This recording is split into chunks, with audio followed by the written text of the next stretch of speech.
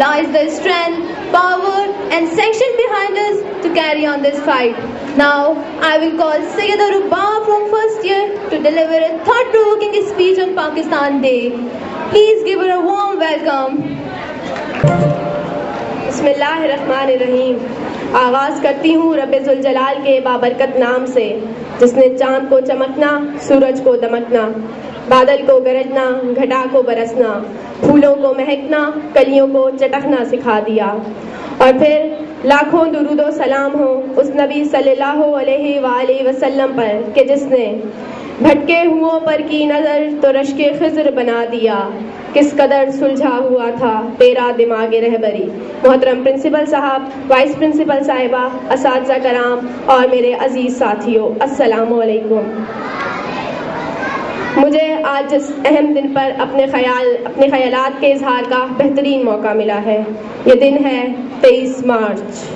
बर्रे सगीर में मुस्लिम हुकूमत का सूरज 1000 साल तक अपनी पूरी आबोताब से चमकता रहा, लेकिन मक्कार फरंगी की अयारी और अपनों की गद्दारी ने मुसलमानों को गुलामी के जाल में फंसा दिया. आज़ाद फितरत मुसलमानों ने इसे कभी कबूल न किया. उन्होंने आज़ादी हासिल करने की कोशिश की और आज़ादी की लहर उठी. कभी ये आज़ादी की लहर 1857 की जंग की शक्ल में उभरी तो कभी टीपू सुल्तान बनकर फिरौनियत के बुत से टकरा गई. बर्रे सगीर के मुसलमानों को 2 महाजों पर जंग लड़ना पड़ रही थी. एक हिंदू का मजहब था और दूसरा अपनों की गद्दारी.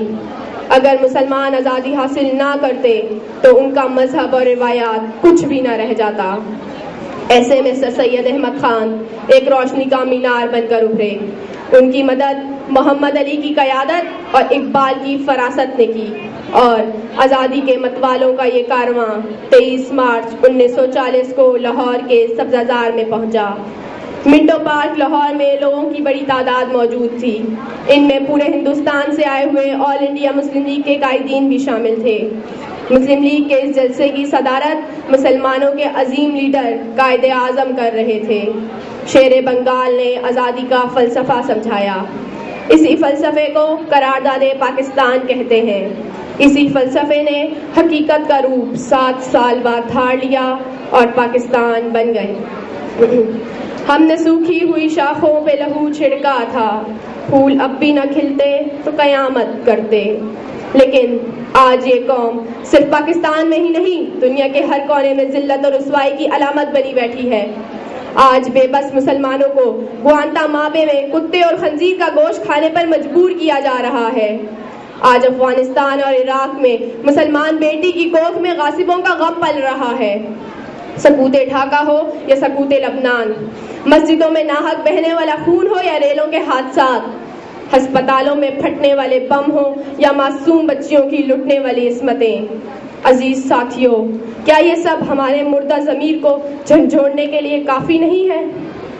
आज मुसलमान माशी तौर पर तबाह बर्बाद हो चुके हैं. हर सू अफरा तफरी का आलम है.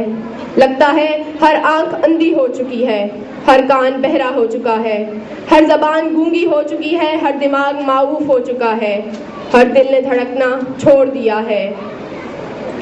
सरहदों के बाहर एतबार की कासा लैसी तो सरहदों के अंदर तफर्रुकाबाजी. कहीं हम अपने मफादात की जंग लड़ रहे हैं तो कहीं लूट मार. नाबीना जन्म लेती हैं औलाद भी उनकी, जो कौम दिया करती है तावान में आंखें. काश आलिम इस्लाम का मुर्दा ज़मीर जाग जाए. काश कोई मोहम्मद बिन कासिम कराची के साहिल पे भी उतरे. काश कोई खालिद बिन वलीद निकले. काश कोई तारिक बिन ज़याद तैयार हो और मुसलमानों को तमाम चैलेंजेस से निजात दिलाए. तमाम मसाइल का हल वातसिमू बिहब्लिल्लाहि वला तफर्रकू में पिन्हा है. इसके हल के लिए हमें मैदान जंग में कूदना होगा, सफरे जहाद पर निकलना होगा. खूने दिल दे के निखारेंगे हम रुखे बर के गुलाब, हमने गुलशन के तहफ़्फ़ुज़ की कसम खाई है. शुक्रिया. Very nice speech. Our national heroes like Qaid Azam and Allama Muhammad Iqbal bore great hardship for the cause of Pakistan. Now the students of primary section are coming on the stage to pay tribute to the heroes of Pakistan movement. So please welcome our little superstars with a big round of applause. Assalamualaikum. Pakistan میرا وطن، میری پہچان، میری عزت، میری آباؤں کا نشان۔ کون ہے جو اپنے ملک، اپنے وطن سے محبت نہ کرتا ہوگا؟ پاکستان کا نام آتے ہی ہمیں اپنے بزرگ اور اپنے وہ رہنمایت آتے ہیں جن کی بدولت ہمیں یہ تحفہ ملا۔ آج ہم نے رہنماؤں سے ملاقات کی ایک محفل سجائی ہے جنہیں ہم جانتے بھی ہیں اور پہچانتے بھی ہیں۔ تاریخ ان کی کارناموں سے بھری ہے اور ان کے نام سنہری حروف سے جگمگاتے ہیں۔ تو سب سے پہلے جس شخصیت کو دعوت دینا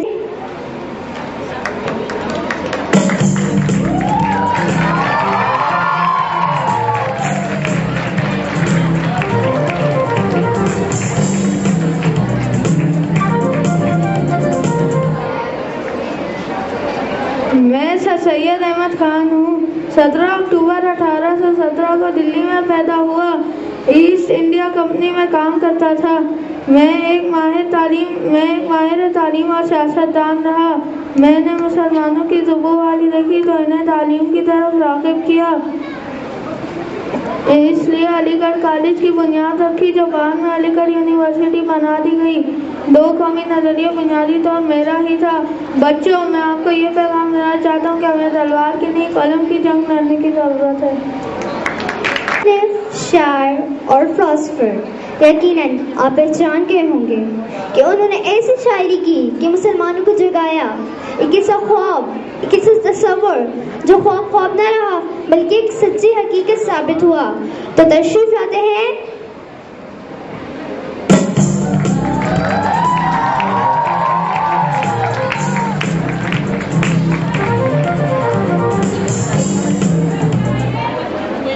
اٹھو میری دنیا کے غریبوں کو جگا دو، اٹھو میری دنیا کے غریبوں کو جگا دو، کاخے عمرہ کے در و دیوار ہلا دو، گرماؤ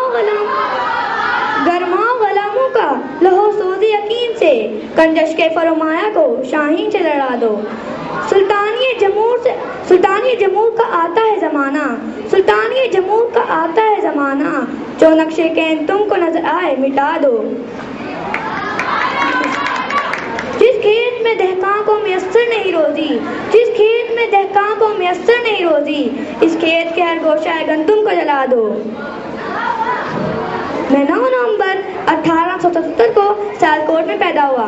ابتدائی تعلیم سیالکوٹ سے حاصل کی۔ میں نے اردو اور فارسی میں بہت سی نظمیں لکھی۔ 1930 میں الہ آباد کے مقام پر پاکستان کا تصور پیش کیا۔ میں نے اپنی شاعری کے ذریعے مسلمانوں میں زندگی کی ایک نئی روح پھونک دی اور ان میں آزادی اور حریت کا جذبہ ابھارا۔ میرا شاہین درویش ہے، اس لیے کہ وہ کبھی کسی کا مارا ہوا شکار کھاتا نہیں بلکہ خود شکار کرتا ہے۔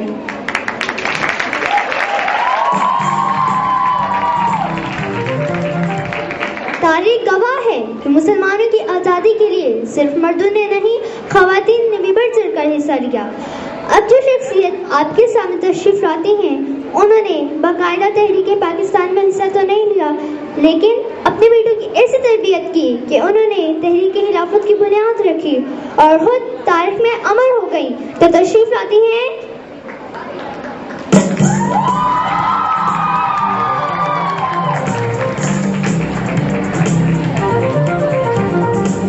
میرا نام آبادی بیگم ہے۔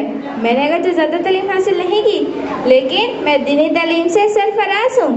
میں نے تاریخ میں اپنے بیٹے یعنی محمد علی جوہر اور شوکت علی کی والدہ یعنی میں بی اما کے نام سے پہچانی جاتی ہوں۔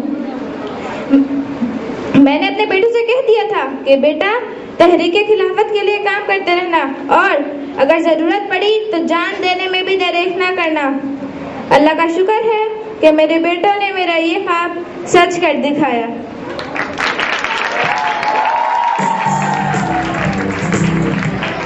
اور اب بی اما کی بیٹی سے ملیے، تو تشریف لاتے ہیں